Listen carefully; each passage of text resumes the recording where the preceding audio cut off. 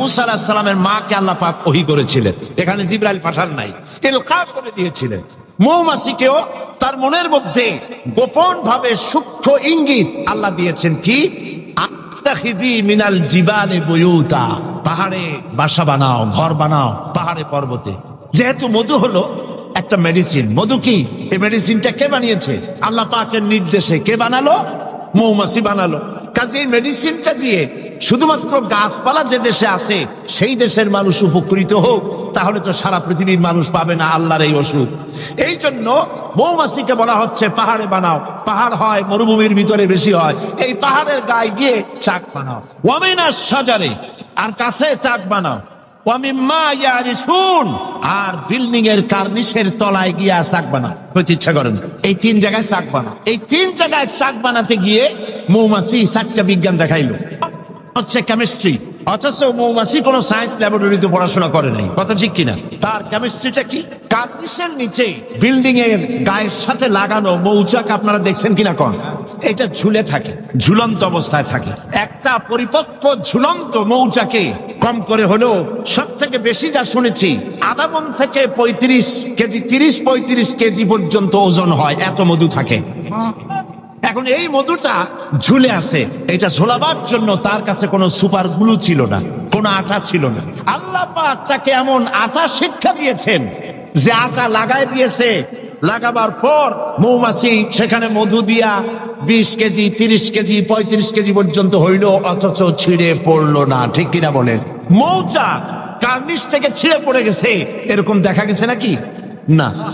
মৌ যখন ভরে গেল তখন মধু কেটে নিয়ে যাওয়ার পর সেরা খাতা যেমন ঝোলে ওই রকম দেখা যায়, সেরা খাতার মতো ঝুলছে, তাও পড়ে না। 6 মাস 1 বছর পর্যন্ত লেগে থাকে।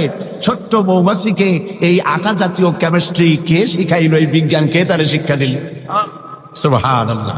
এরপরে দেখুন মৌমাছির দ্বিতীয় বিজ্ঞান, ইঞ্জিনিয়ারিং টেকনোলজি। মৌমাছি বাসা বানালো, সেই বাসা 6 কোণ বিশিষ্ট চেম্বার, এক একটা চেম্বার 6টা কোণ, লক্ষ্য করে দেখবেন। সমান কোণ বিশিষ্ট চেম্বার তৈরি করে লক্ষ চেম্বার, অথচ তার কাছে জ্যামিতি বক্স ছিল না, তার কাছে মেশিন পাপ করে সুন্দর করে এটা কিভাবে সাজায়া এই মৌমাছি ভিতরে মৌ ঢুকাইয়া আবার চেম্বার গুলির মুখ আটকায় দিল, যেন ফোটা ফোটা হইয়া যা সে সঞ্চয় করেছিল তা যেন পড়ে না যায়। এই যে বাসা বানাইলো, এটা হলো তার ইঞ্জিনিয়ারিং টেকনোলজি। এই টেকনোলজি আরো যদি দেখতে চান, বাবুই পাখির কাছে যান। বাবুই পাখিরে ডাকি বলিছে চড়াই, পুরে ঘরে থেকে করো শিল্পের বড়াই। যদিও বাবুই পাখি, চড়ুই পাখি বাবুই পাখিকে এটা বলেছে, আসলে শিল্পের বড়াই করার মতো। এই যে চতুর্দিক থেকে পাতাগুলি ছিঁড়ে এনে যে বাসা বাবুই পাখি বানালো, আগেই কোন সুবহানাল্লাহ। এই বাসা শুধু বাসা নয়, এর মধ্যে বেডরুম আছে, এর মধ্যে ডাইনিং রুম আছে, মাস্টার বেডরুম আছে, শুধু টয়লেট নাই। নিচ দিয়ে ঢুকবে, আবার ব্যাকডোর দিয়ে নিচের থেকে আক্রান্ত হলে ব্যাকডোর দিয়ে পালাবার ব্যবস্থাও আছে। এই বাসার ভেতরে কোনো বিদ্যুৎ লাইন, পিডিপি বা আরইবি কেউ লাইন দেয় নাই, ফলে বেচারা অন্ধকারে তারা স্বামী স্ত্রী কনজুগাল লাইফ লিড করবে কি করে? সেজন্য ওর মাথার মধ্যে আল্লাহ এমন বুদ্ধি দিলেন, কিছু কাদা এনে বাসার ভেতরে কাদা লাগিয়ে জোনাকি পোকা 5-6টা ধরে এনে মাথা ভিতরে ঢুকায়া পাছা বাইর করে দিয়ে রেখেছে, অটোমেটিক 0 পাওয়ারের বাল্ব তৈরি হয়ে গেছে। ইঞ্জিনিয়ারিং টেকনোলজি আর কারে বলে? আমার দেশের ইঞ্জিনিয়ার যারা আছেন, এই রকমের বাসা বানানো তো দূরের কথা, ভালো করে বাসাটা খুলুন তো দেখি, বুঝবো আপনি কেমন খুলতে পারেন। খুলতেই পারবেন না, বুনানো তো দূরের কথা। এটা গেল 2 নম্বর টেকনোলজি, ইঞ্জিনিয়ারিং টেকনোলজি। এরপরে হলো মেডিকেল সায়েন্স, চিকিৎসা বিজ্ঞান। আল্লাহ রাব্বুল আলামিন মৌমাছিকে বলছেন, সুম্মা কুলি মিন কুল্লি সামারাতি ফাসলুকি সুবুলা বিকা দুলুলা। সব রকমের ফুল থেকে মধু চুষে নাও আর তোমার রবের নির্ধারিত পথে চলতে থাকো। সব রকমের ফুল থেকে মধু আহরণ করে মৌমাছি আহরণ করে এক জায়গায় রাখলো, পয়জন হলো না, এটা মানুষের জন্য সেবা হয়ে গেল। আর মধু কখনো নষ্ট হয় না, কখনো পচে না। মধু যদি পিওর থাকে, ওর ভিতরে যদি আপনি কিছু না মিশান, বছরের পর বছর মধুর পিওর থাকবে, নষ্ট হবে না। আলহামদুলিল্লাহ। ঔষধের পচন ক্রিয়া নষ্ট করার জন্য অ্যালকোহল ব্যবহার করা হয়। বিজ্ঞানীরা আবিষ্কার করেছেন অ্যালকোহলের কোনো প্রয়োজন নাই, বরং অ্যালকোহলের পরিবর্তে হালাল মধু ব্যবহার করলেই ঔষধের পচন ক্রিয়া নষ্ট হতে পারে।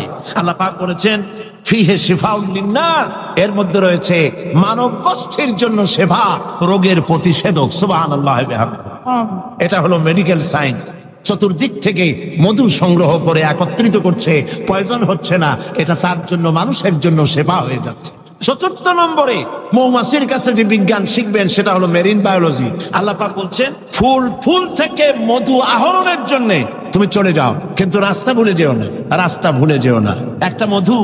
একটা মৌমাছি তার বাসা থেকে, এগুলো নিয়ে যারা রিসার্চ করেছেন প্রাণীতত্ত্ববিদরা বলেছেন মৌমাছি ফুল থেকে মধু গ্রহণ করার জন্য নিজের বাসা থেকে 10 মাইল পর্যন্ত দূরে চলে যায়। আপনারা কোনোদিন দেখেছেন কোন মৌমাছি আপনার ঘরে এসে পথ খুঁজতেছে, বাবা বাসা হারাইছি, যাবো কোন পথে, তালাশ করছে কখনো? আল্লাহ পাক বলছেন তুমি যাবে ফুল থেকে মধু আহরণ করার জন্য, রাস্তা ভুলে যেও না। সুবহানাল্লাহ ওয়া বিহামদিহি। সমুদ্রের ভিতরে নাবিকেরা যখন জাহাজ চালায়, ইনল্যান্ড রিভার লাইনে, আমাদের দেশীয় নদীগুলিতে স্টিমার যখন থাকে সামনে সার্চ লাইট থাকে, কিন্তু সমুদ্রে শিপগুলি এদের কোনো সার্চ লাইটের দরকার নাই। সার্চ লাইট জ্বালাই দেখবে কি? পানি আর পানি, কি দেখবে?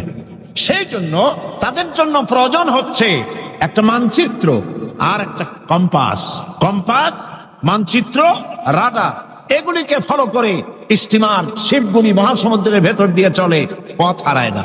এবার আপনি বলেন মৌমাছি নিজের মৌচাক, এই চট্টগ্রাম কলেজের কার্নিসের নিচে তার বাসা, মধু আহরণ করার জন্য চলে গেল এখান থেকে 10 মাইল কদ্দূর, বদ্দার হাট নাকি হাটাদারি গেছে মধু আনতে। ওর কাছে কোনো কম্পাস ছিল? কোনো মানচিত্র ছিল? কোনো কম্পাস নাই। চলে গিয়েছে মৌ আনতে, আর ঠিক সেখান থেকে মধু মুখে করে এনে আবার জায়গায় পৌঁছে গিয়েছে। সুবহানাল্লাহ ওয়া বিহামদিহি। হে মানুষ, তুমি কোনটা দিয়ে আল্লাহর সাথে, তুমি কি দিয়ে নিজের বড়াই? কোন ক্ষেত্রেই মানুষের বড়াই নয়, সমস্ত শ্রেষ্ঠত্ব, বিরাটত্ব, মহানত্ব সবটাই আল্লাহ রাব্বুল আলামিনের জন্য। জোরে সরে বলেন আল্লাহু আকবার। মানুষকে আল্লাহ পাক এই জ্ঞান দান করেছেন। আল্লাহ রাব্বুল আলামিন বলেন মানুষের সব অসহায়ত্ব সামনে রেখে আল্লাহ পাক আরো বলেন আফারাআইতুমুল মাআল্লাযী তাশরাবুন আনতুম আনজালতুমুহু মিনাল মুজনি আম নাহনুল মুনজিলুন। এই যে তোমরা পানি পান করো, এই পানি আকাশ থেকে নাজিল করে, তুমি করো না আমি করি? প্রশ্ন কিন্তু আমার না, প্রশ্ন কার বলেন সবাই? এই যে পানি পান করো, এই পানি আকাশ থেকে কে নাজিল করে? তুমি করো না আমি করি? এই পানি আল্লাহ কোত্থেকে নিলেন? সমুদ্রের পানিগুলিকে বাষ্পীয় আকারে উত্থিত করে মেঘমালায় পরিণত করে সেই নোনা পানিগুলিকে এর লবণাক্ততা দূর করে আল্লাহ পানিটা যে না করলেন সেটা কি লোনা না মিষ্টি? আল্লাহ পাক বলেন লাউ নাশাউ জাআলনাহু উজাজান ফালাউলা তাশকুরুন। আমি ইচ্ছে করলে আকাশ থেকে পানিগুলি লবণাক্ত আকারে নাজিল করে দিতাম, বর্ষণ করে দিতে পারতাম।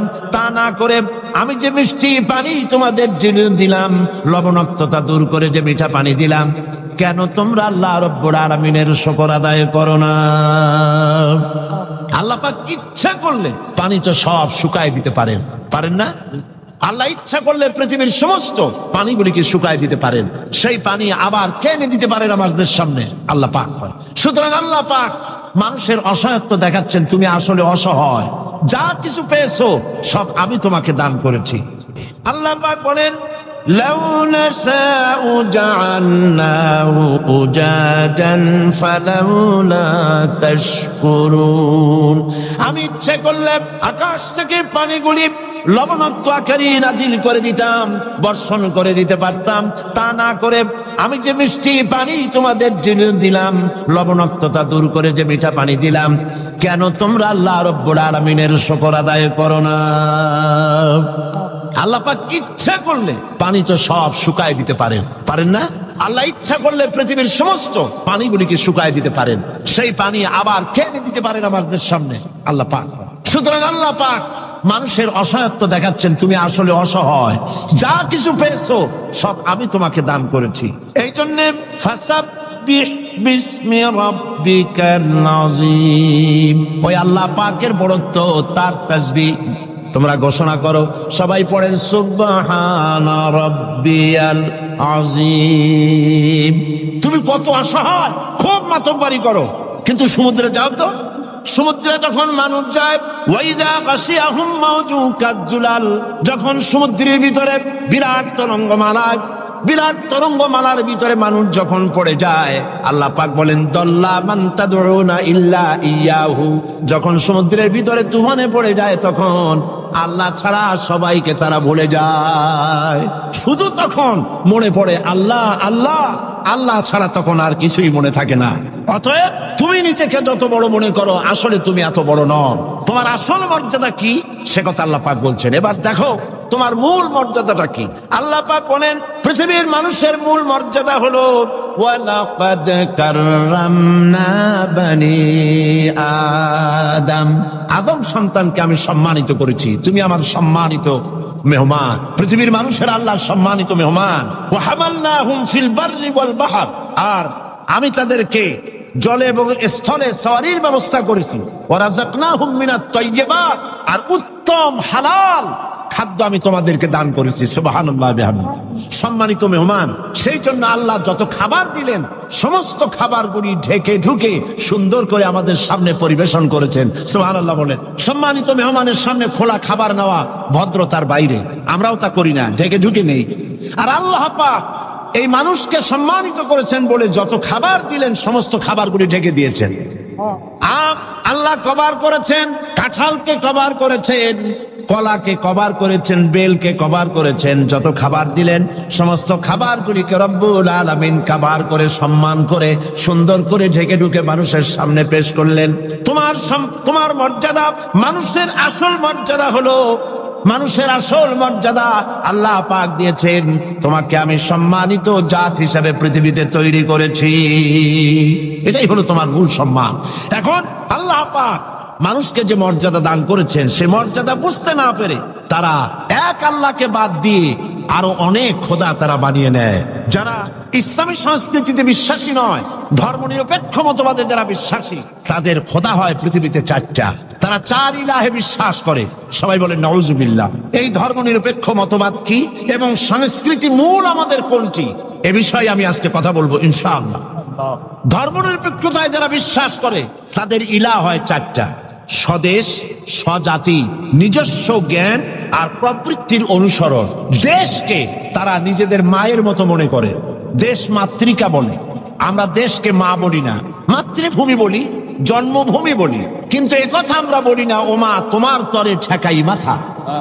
এই কথা কি আমরা বলি? এটা আমাদের কথা নয়। সুতরাং তারা দেশের জন্য তো জীবন দিতে পারে, কিন্তু আল্লাহর জন্য তারা কিছুই করতে পারে না।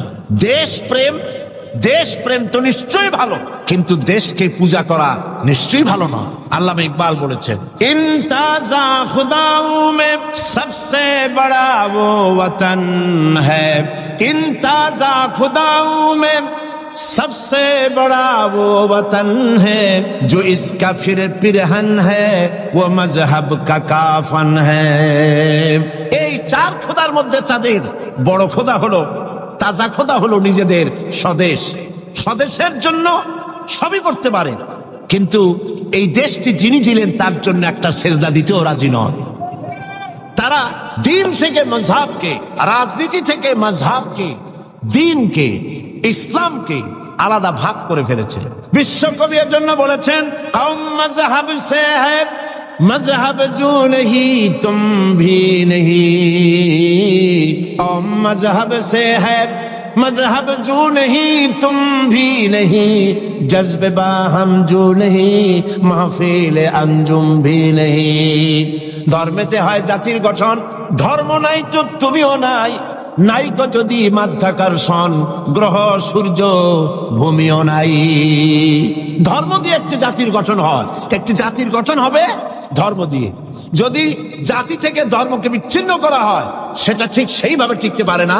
যেমন ল অফ গ্রাভিটেশন, মাধ্যাকর্ষণ শক্তি আছে বলেই চন্দ্র, সূর্য, গ্রহ, নক্ষত্র, সৌররাজি সব একটার সাথে আরেকটা আকর্ষিত হয়ে আছে। মাধ্যাকর্ষণ শক্তি না থাকলে সব যেমন ধ্বংস হয়ে যায়, যদি না মাযহাব যদি না থাকে তাহলে সেখানে মানুষও বাঁচতে পারে না, তাদের ইজ্জত নিয়ে তাদের সম্মান নিয়ে টিকতে পারে না। এই জন্য মানুষের মূল পজিশন সম্পর্কে আল্লাহ পাক বলছেন, দেখো তোমার পজিশনটা কি। তোমার পজিশন হলো, প্রথম মানুষের ব্যাপারে আল্লাহ তার পজিশন বলে দিয়েছেন, ওয়া ইয ক্বালা রাব্বুকা লিল মালাইকাতি ইন্নী জাইলুন ফিল আরদি খলিফা। আমি খলিফা প্রেরণ করব, আমি প্রতিনিধি পাঠাবো।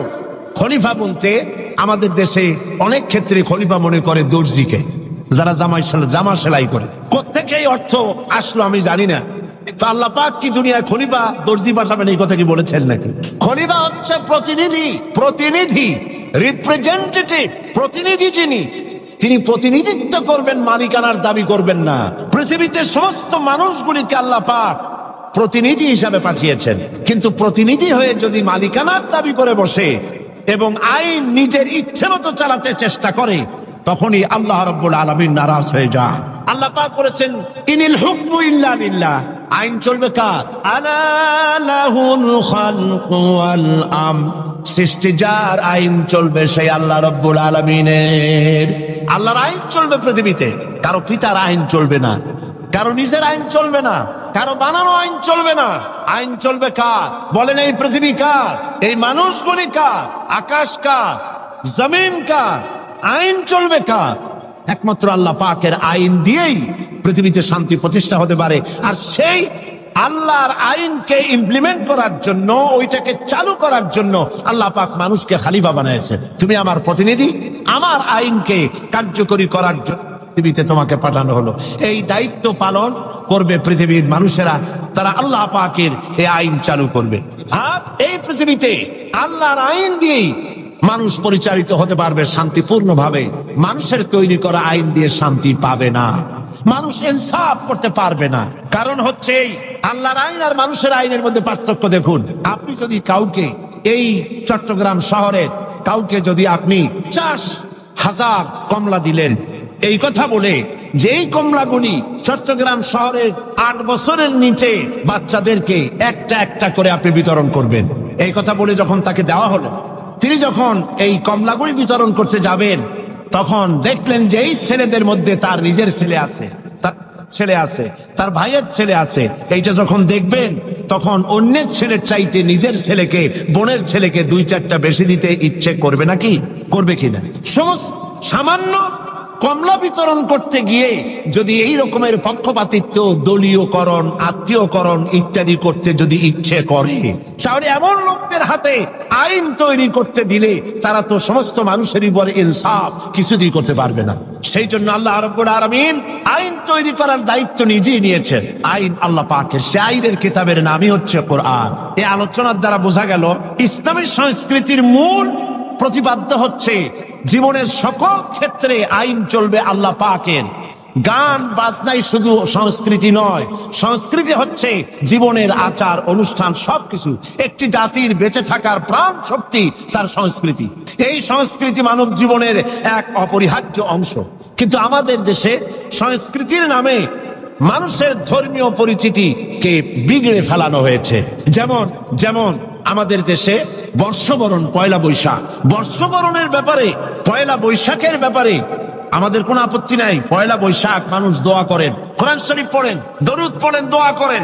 আপনি বার্ষিক হিসাব কিতাব চালু করেন, ব্যবসার হিসাব কিতাব পড়েন, বছরের প্রথম দিন, বাংলা বর্ষের প্রথম দিন, কোনো অসুবিধা নাই। কিন্তু এই বর্ষবরণকে কেন্দ্র করে যে অপসংস্কৃতির চর্চা হচ্ছে, আমরা এটারই বিরোধিতা করি। কথা বুঝে আসছে কিনা? কিন্তু এক শ্রেণীর বুদ্ধিজীবী, তথাকথিত বুদ্ধিজীবী মানে পরজীবী, বুদ্ধিজীবী তো বোঝেন কারে কয়? যারা মাছ বিক্রি করে খায় তাদের বলে মৎস্যজীবী। যারা কৃষি কর্ম করে, কৃষি উৎপন্ন, কৃষিজাত উৎপন্ন দ্রব্য পণ্য বিক্রি করে যারা খায় তাদের বলে কৃষিজীবী। আর যারা নিজেদের বিবেক বুদ্ধিকে ভারতের কাছে বিক্রি করে বিবৃতি দেয় দেশের বিরুদ্ধে, এরা হলো বুদ্ধিজীবী। এরা এরা এরা কি করলো দেখেন, বর্ষবরণে আমরা আপত্তি করি না। আপনি বছরের প্রথম দিন আল্লাহ আল্লাহ করবেন, অসুবিধা কি? আপনি মুনাজাত করেন, আয় আল্লাহ বিগত বছরে যত গুনাহ করছি, এই যে পয়লা বৈশাখ আসতেছে না, আপনি বলেন আল্লাহ এই গত বছর যত গুনাহ করেছি মাফ করে দাও, আগামী বছরটা নতুন বছরটা আমার জন্য ভালো করো। এই ধরনের দোয়া করলে ভালো হইতো না? আচ্ছা, তা না করা হলো, মঙ্গল প্রদীপ জ্বালানো হলো, রাখি বন্ধন বাঁধা হলো, উলুধ্বনি দেওয়া হলো, কপালে তিলক পরা হলো, মেয়েদের গালে যুবক ছেলেরা উল্কি আঁকায় দিল। এটা কি আমার সংস্কৃতি? বলেন, এটা আমার সংস্কৃতি? প্রিয় ভাই সব, অপসংস্কৃতি। বিশ্ব ভালোবাসা দিবস, আচ্ছা আপনারা বলেন, বিশ্ব ভালোবাসা দিবস, বিশ্ব ভালোবাসা দিবস উদযাপন করা শুরু করেছে। বিশ্ব ভালোবাসা দিবস পালনের মুসলমানের কোনো দরকার নাই। আচ্ছা, কেন নাই? আপনারা তো আন্দাজি কইলেন, ঠিক নাই। কেন নাই? এই জন্য ইসলামের জন্মই হয়েছে ভালোবাসা দিয়া। সুবহানাল্লাহ। আল্লাহ পাকের নবী বলেছেন, আদ-দীন ওয়ান নাসিহা, দিন হলো ভালোবাসা, কল্যাণ কামনা করা। মাকে কতটুকুন ভালোবাসতে হবে, পিতাকে কতটুকুন ভালোবাসতে হবে, স্ত্রীকে কিভাবে ভালোবাসতে হবে, সন্তানকে কেমনে ভালোবাসতে হবে, এই ভালোবাসা শিখিয়েছে ইসলাম। ইসলামের প্রতিটি দিন ভালোবাসা। যাদের জীবনে কোনো ভালোবাসা নাই, বছরে তাদের জন্যই একবার ভালোবাসা প্রয়োজন হয়, একদিনের জন্য হলেও। যারা সারা বছরে পান্তা ভাত খায় না, অন্তত একদিনের জন্য হলেও রমনা বটমূলে গিয়ে এক ঠাল পান্তা খাওয়া তাদের জন্যই জরুরি। বন্ধুগণ, এর নাম সংস্কৃতি নয়, এর নাম অপসংস্কৃতি। এর নাম কি?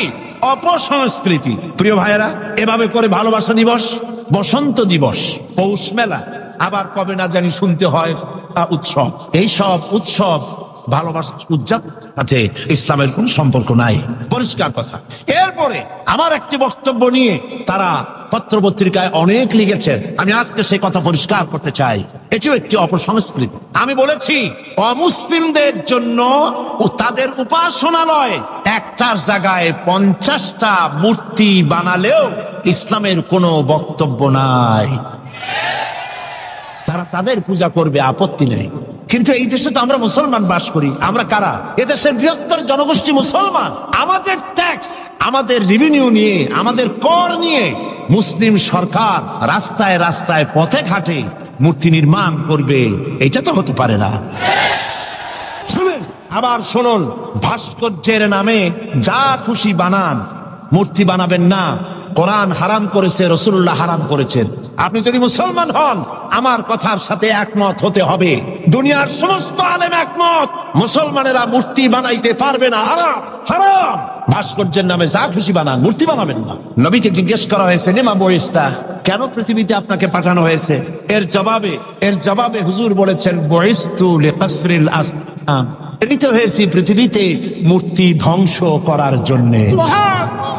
এ কথা কার? আল্লাহ পাকের। সুতরাং আপনারা পত্রপত্রিকায় যারা লেখেন, ফিচার লেখেন, কলাম লেখেন, নিজেদের রক্ত সম্পর্কে চিন্তা করেন। নিশ্চয়ই একজন মুসলমান পিতা আপনাকে জন্ম দিয়েছেন, নিশ্চয়ই আপনি একজন মুসলমান মায়ের গর্ভে ছিলেন। আপনি ইসলামকে শ্রদ্ধা করতে শিখুন, কোরআন এবং হাদিসের মতকে সম্মান করতে শিখুন, এটাই হলো মূল কথা। সুতরাং ইসলাম সংস্কৃতির নামে অপসংস্কৃতিকে ঘৃণা করে বন্ধ করতে চায়। ইসলামের সংস্কৃতি উদ্দেশ্য তানসেন বানানো নয়, ইসলামের সংস্কৃতির উদ্দেশ্য চার্লি চ্যাপলিন বানানো নয়, ইসলামের সংস্কৃতির উদ্দেশ্য মাইকেল জ্যাকসন বানানো নয়। ইসলামী সংস্কৃতির উদ্দেশ্য হচ্ছে আবু বকর, ওমর, ওসমান, আলী, হুসাইন ইবনে আলী, ফাতেমা, রাবেয়া বসরি, এই সব মানুষ তৈরি করাই হচ্ছে ইসলামী সংস্কৃতির মূল লক্ষ্য। কিন্তু এই পথ চূড়ান্ত বাধা হচ্ছে ধর্মনিরপেক্ষ মতবাদ। মতবাদগুলোর মধ্যে ধর্মনিরপেক্ষ মতবাদ হচ্ছে ইসলামের বিরুদ্ধে পরিচালিত এক নিকৃষ্ট মতবাদ। ধর্মনিরপেক্ষ মতবাদ এর ইংরেজি হচ্ছে সেকুলারিজম, আর সেকুলারিজমের অর্থই হলো ধর্মহীনতা। আমি পার্লামেন্টে ধর্মনিরপেক্ষতার উপরে বক্তব্য রেখেছিলাম, যারা আপনারা শুনেছেন। ডিকশনারিতে এর অর্থ কি এবং এর ক্ষতিকর দিকগুলি কি, কোরআন হাদিস ধর্মনিরপেক্ষ মতবাদ সম্পর্কে কি বলে, আমি সেগুলিকে পরিষ্কার করে তুলে ধরেছি পার্লামেন্টে। ধর্মনিরপেক্ষ মতবাদ এটি বিগত 250 বছর আগে একটি প্রতিষ্ঠিত আদর্শ হিসাবে দুনিয়ায় পরিচিতি লাভ করেছে। মুসলিম দেশগুলির মধ্যে সর্বপ্রথম কামাল পাশা তুরস্কে এটাকে আমদানি করে এবং এই মতবাদ দিয়ে আরবি ভাষা সে তার দেশে হারাম করে দিয়েছিল। কামাল পাশা আরবি ভাষা নিষিদ্ধ করেছে, হেজাব নিষিদ্ধ করেছে, মসজিদের আযান নিষিদ্ধ করে দিয়েছিল। এই ধর্মনিরপেক্ষ মতবাদ 1972 সনে আমাদের দেশের সংবিধানে তদানীন্তন সরকার 1972 সনে সর্বপ্রথম ধর্মনিরপেক্ষ মতবাদকে সংযোজন করেছিলেন। আমার দেশের বৃহত্তর জনগোষ্ঠী মুসলমান, এই এত মুসলমানের দেশে যে সংবিধানটা তৈরি হলো তার শিরোনামে বিসমিল্লাহ ছিল না। তারা একটা দলিলও পেশ করে, এই যে মৌলানা মৌলবীরা খালি ধর্মনিরপেক্ষ মতবাদের বিরুদ্ধে কথা কয়, তারা কি জানে না যে বুখারী শরীফে আছে লাকুম দীন ওয়ালিয়া দীন। এরা মনে করে, তখন অনুসারীরা মনে করে মাশাআল্লাহ এইটা আমাদের নেতা নেত্রীরা ভালোই তো কোরআন জানে, কিন্তু হাইকোর্ট দেখাইছে তার ঠিক পায় নাই। লাকুম দীনুকুম ওয়ালিয়া দীন, এইটা কি? এইটা কার কথা? এটা কি বুখারীর কথা? আল্লাহর কথা। এই কথা কোন সূরার মধ্যে আছে? সূরা কাফিরুন। এর প্রেক্ষাপট কি? এই সূরার প্রেক্ষাপট হচ্ছে কাফেরেরা বলছিল মুহাম্মদ সাল্লাল্লাহু আলাইহি ওয়াসাল্লাম আসো, আর ঝগড়াঝাটি মারামারি এই সবের মধ্যে না যাইয়া ধর্মের ব্যাপারে আমরা একটা সমঝোতায় আসি। কি সমঝোতা? কিছুদিন আমরা তোমাদের মসজিদে গিয়া তোমার আল্লাহরে কয়েকটা সেজদা দেব, আর তোমরা কয়েকদিন আমাদের মূর্তিগুলোর সামনে একটু প্রণাম জানাবা। ধর্মকে আমরা এইভাবে 50-50 করে দিই। আল্লাহ রাব্বুল আলামিন কাফেরদের এই প্রস্তাবকে সামনে রেখে আল্লাহ আলামিন এই সূরা নাজিল করলেন, কুল ইয়া আইয়ুহাল কাফিরুন লা আ'বুদু মা তা'বুদুন।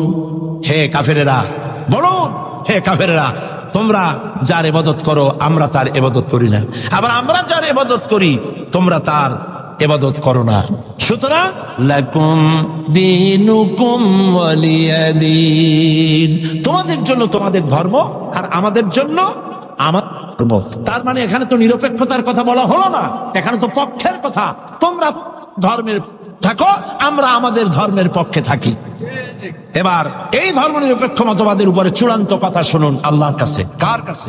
ধর্মকে, জীবনকে দুই ভাগ করার কোনো উপায় নাই, কোনো উপায় নাই। কোরআনে কারীমে আল্লাহ পাক বলেন, আফাতুমিনুনা বিবাদিল কিতাবি ওয়া তাকফুরুনা বিবাদ। তোমরা কোরআনের কিছু কথাকে করবে স্বীকার আর কিছুকে করবে অস্বীকার। ফামা জাযাউ মান ইয়াফআলু যালিকা মিনকুম ইল্লা খিজুন ফিল হায়াতিদ দুনিয়া।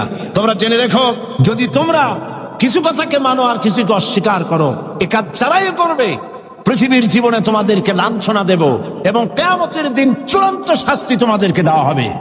ধর্মনিরপেক্ষ মতবাদের মূল কথাই হলো নামাজ রোজা হজ যাকাত করব আমরা আমাদের ইচ্ছে মতো, আর রাজনীতি, ধর্ম আমার ব্যক্তিগত ব্যাপার, রাজনীতি, অর্থনীতি, সমাজনীতি, নির্বাচন ইত্যাদি যা কিছু সব করব আমরা আমার ইচ্ছে মতো, আর ধর্ম আমার ব্যক্তিগত ব্যাপার।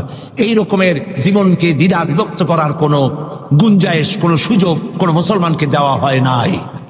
আপনারাই চিন্তা করেন, ওরা ধর্মনিরপেক্ষ মতবাদের লোকেরা, ওরা আল্লাহ এবং রসুলের উপরে 144 ধারা জারি করছে। তারা বলেছে আল্লাহ রসুল মাদ্রাসায় মসজিদে ডাকো, আমার পার্লামেন্টে আসতে পারবে না, আমার সেক্রেটারিয়েটে আসতে পারবে না, আমার ক্যান্টনমেন্টে বঙ্গভবনে যাইতে পারবে না, আমার নির্বাচনে আসতে পারবে না। আমার প্রশ্ন, যে আল্লাহর দরকার নাই শিক্ষাঙ্গনে, যে আল্লাহর দরকার নাই পার্লামেন্টে, যে আল্লাহর দরকার নাই ইলেকশনে, যে আল্লাহর দরকার নাই সেক্রেটারিয়েটে, যে আল্লাহর দরকার নাই কলেজ ভার্সিটিতে, যে আল্লাহর দরকার নাই কলকারখানায়, অবশেষে এই আল্লাহর দরকারটা কি? নাউযুবিল্লাহি মিন যালিক। মুসলমান সকলের চিন্তা খুলুক, বলেন আমিন। সকলের মন মানসিকতা উন্মুক্ত হোক, বলুন আমিন। মুসলমান তার জীবনকে দুই ভাগ করতে পারবে না, কখনোই না। যার কথা মতো মাগরিবের নামাজ পড়েছি, যার কথা মতো ইশার নামাজ পড়বো, তার কথা মতো রাষ্ট্র পরিচালনা করব, যার কথা মতো যাকাত দেই তার কথা মতোই আমি ব্যাংক পরিচালনা করব, যার কথা মতো হজ করি, যার কথা মতো নামাজ পড়ি, তার হুকুম মতো, তার আইন মতো ব্যক্তি, পরিবার, সমাজ ও রাষ্ট্রকে যদি পরিচালনা করতে পারি, এর নাম হলো ইসলামের মধ্যে পরিপূর্ণ দাখিল হয়ে যাওয়া। ইয়া আইয়ুহাল্লাযীনা আমানু দুখুলু ফিস-সিলমি কাফা ওয়া লা তাত্তাবিউ খুতুওয়াতিশ শাইতান ইন্নাহু লাকুম আদুউম মুবিন। হে বিশ্বাসীরা, তোমরা যারা ঈমান এনেছো শোনো, ইসলামের মধ্যে পরিপূর্ণরূপে প্রবেশ করো। আমরা পরিপূর্ণ প্রবেশ করতে পারছি? আমি অনেক সময় দৃষ্টান্তটা এভাবে দেই, একটা কোট, একটা শেরওয়ানি, একটা হাতের মধ্যে হাত ঢুকাইয়া বাকিটা পিঠের উপরে যদি ফালায় রাখে কেউ, কোটটা গায়ে দিছে, এ কথা কেউ বলবে? বলেন বলবে? মসজিদের বাইরে দাঁড়াইয়া জানলা দিয়া কল্লাটা ঢুকাই দিল, বডিটা বাইরে, কেউ কি বলবে যে মসজিদের মধ্যে ঢুকছে? একটা পায়জামা বা প্যান্ট বা ট্রাউজার এর একটার মধ্যে ঠ্যাং একটা ঢুকাইয়া বাকিটা রাস্তায় টানতে টানতে আনতেছে, কেউ কি বলবে যে প্যান্ট পরছে? বলবে না। অনুরূপ ভাবে নামাজ পড়েন, রোজা রাখেন, কিন্তু ব্যাংকের সাথে সুদি লেনদেন করেন।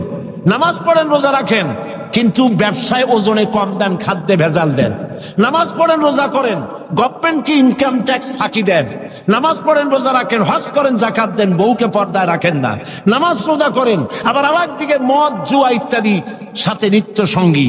এই যদি হয় অবস্থা, ইসলামের মধ্যে পরিপূর্ণ দাখিল হওয়া হয় নাই বলেই আল্লাহ পাক বলেছেন, কালেমা যখন পড়েছ পরিপূর্ণরূপে ইসলামের মধ্যে দাখিল হয়ে যাও। আল্লাহ পাক আমাদেরকে ইসলামের মধ্যে পরিপূর্ণ দাখিল হওয়ার তৌফিক দান করুন বলি আমি। এখন মোনাজাত হবে, মোনাজাতের জন্য দাঁড়ানো ভাইরা সব বসে। আল্লাহুম্মা আমিন।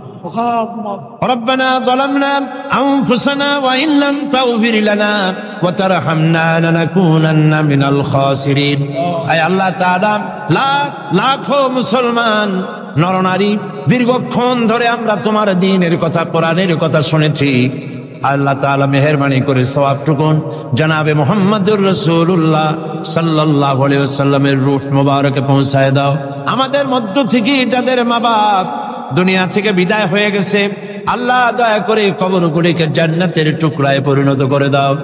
আমাদের বন্ধু বান্ধব, আত্মীয় স্বজন যার যা মারা গেছে প্রত্যেকের রুহের পরে সওয়াব পৌঁছায় দাও। রব্বুল আলামিন, সারা জীবন যত গুনাহ করেছি আমাদের জিন্দেগীর সকল গুনাহ খাতা মাফ করে দাও। রব্বুল আলামিন, আমাদের প্রিয় জন্মভূমি বাংলাদেশ, এই জমিন আমাদের জন্য তোমার দেওয়া বিশেষ নিয়ামত। আয় আল্লাহ, এই দেশের হেফাজত, এদেশের স্বাধীনতা, সার্বভৌমত্ব কিয়ামত পর্যন্ত তুমি অক্ষুণ্ণ রাখো। সন্ত্রাস মুক্ত, দুর্নীতি মুক্ত একটি দেশ আমাদেরকে উপহার দাও। এমন পরিবেশ তুমি তৈরি করে দাও যাতে করে তোমার কোরআন সুন্নাহ দেশে পরিচালিত হতে পারে। রব্বুল আলামিন, মা বোনেরা প্রতিদিন কষ্ট করে আসেন, আল্লাহ মা বোনদের জিন্দেগির গুনাহ খাতা মাফ করে দাও।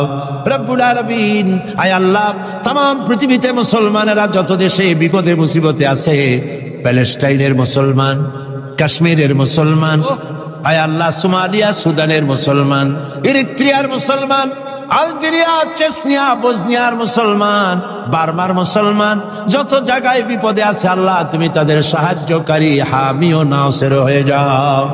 আয় আল্লাহ, আমাদের অপরাধের কারণে, আমাদের গুনার কারণে আমাদের উপরে তুমি নারাজ হয়েছো, আল্লাহ তুমি দয়া করে আমাদেরকে ক্ষমা করে দাও। রব্বুল আলামিন, মুসলমানদের উপরে तमाम পৃথিবীর চতুর্দিক থেকে বিপদ ঘনায় আসতেছে, আল্লাহ আমরা তোমার কাছে চাই, সিত্রুল আরশে মাসবুলুন আলাইনা ওয়া আইনুল্লাহি নাজিরাতুন ইলাইনা বিহাউলিল্লাহি লা ইয়াকদিরু আলাইনা। اللهم يا منزل الكتاب ومجري السحاب وسريع الحساب حازم الأحزاب اللهم اهزمهم وزلزلهم وانصرنا عليهم। اے اللہ تعالی تمہیں مسلمانদেরকে সাহায্য করো। اللهم زدنا ولا تنقصنا واكرمنا ولا تهنا واكرمنا ولا تهنا واكرمنا ولا تهنا واعطنا ولا تحرمنا واثرنا ولا تؤثر علينا وارضنا وارض عنا يا كريم يا رب العالمين. اللهم اعز الاسلام والمسلمين، اللهم اهلك الكفرة والمبتدعة واليهود والهنود والنصارى والمشركين، اللهم شتت شملهم، اللهم مزق جماعهم، اللهم دمر ديارهم، اللهم انصر من نصر دين محمد واخذل من خذل المسلمين. آمين. ربنا تقبل منا إنك أنت السميع العليم وتب علينا إنك أنت التواب الرحيم. سبحان ربك رب العزة عما يصفون وسلام على المرسلين والحمد لله رب العالمين. واجعل آخر كلمة عند الموت لا إله إلا الله محمد رسول الله. السلام عليكم.